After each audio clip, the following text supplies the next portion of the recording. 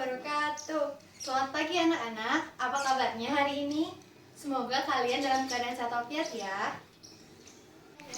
Pada hari ini kita akan belajar tema 8 mengenai peristiwa alam, subtema 1 pembelajaran 3 pada halaman 20. Ayo dibuka bukunya.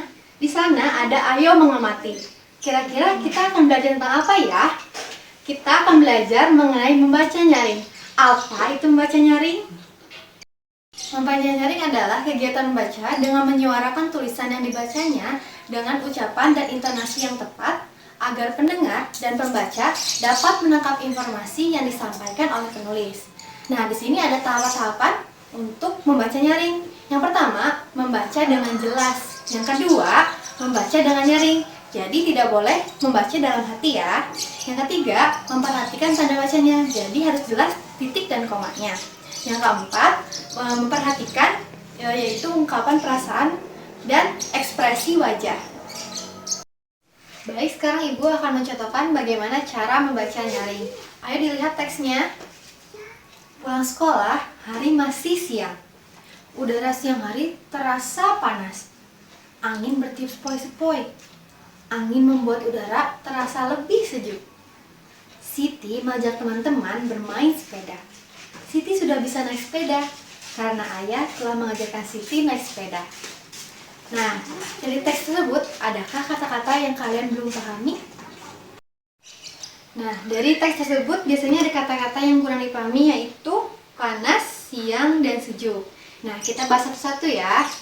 Di sini ada panas. Panas itu berarti hangat sekali.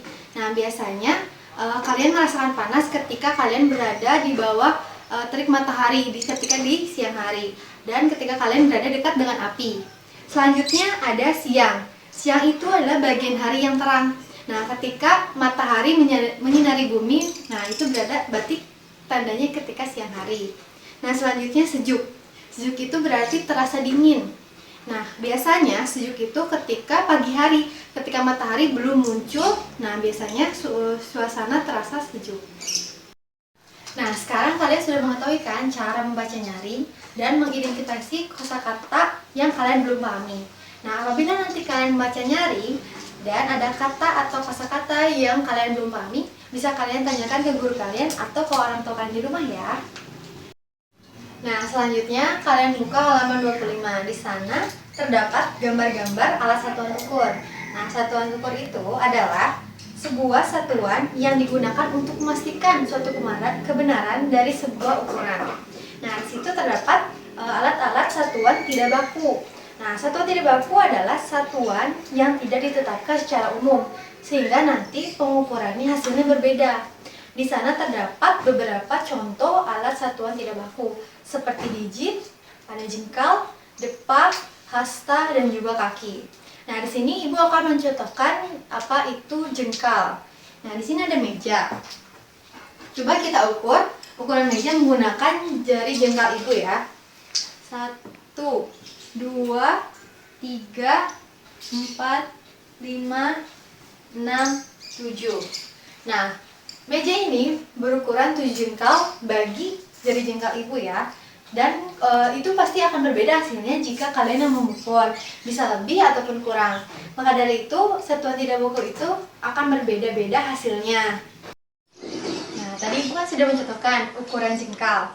Nah, selanjutnya digit. Digit itu sesuai dengan lebar jari. Nah, selanjutnya hasta. Hasta itu dari lengan bawah sampai ke ujung jari tengah. Nah, selanjutnya itu depak. Depak itu dari lebar ujung jari tengah sebelah kiri sampai ke ujung jari tengah sebelah kanan. Dan juga kaki. Kaki itu sesuai dengan ukuran kaki setiap orang. Ukuran lebar kaki setiap orang. Tadi kita sudah mempelajari mengenai pengukuran. Selanjutnya, buka halaman 28. Di sana terdapat simbol Pancasila. Di sini Ibu akan menjelaskan mengenai sila kelima Pancasila, yaitu keadilan sosial bagi seluruh rakyat Indonesia. Makna dari sila kelima Pancasila yaitu menjelaskan mengenai keadilan yang harus dimiliki masyarakat, baik berupa hak dan kewajiban. Di sini ada beberapa pengamalan sila kelima Pancasila. Yang pertama yaitu ketika di rumah. setiap warga rumah atau anggota di rumah harus memiliki hak dan kewajiban sama, keadilan yang sama, yaitu diberikan tugas yang sesuai dengan kemampuannya, dan yang diberikan tugas harus mengerjakannya. Yang kedua, ketika di sekolah kalian, ketika memiliki teman, murid-murid memiliki teman, tidak boleh membeda-bedakan teman kalian, dan ataupun untuk guru sendiri tidak boleh membeda-bedakan muridnya. Yang ketiga, ketika di masyarakat, kalian harus saling menolong, tolong menolong, dan juga harus saling menghargai pendapat orang lain. Nah, sekian dari yang bisa Ibu sampaikan. Terima kasih atas perhatiannya. Sampai jumpa lagi di tema selanjutnya. Wassalamualaikum warahmatullahi wabarakatuh.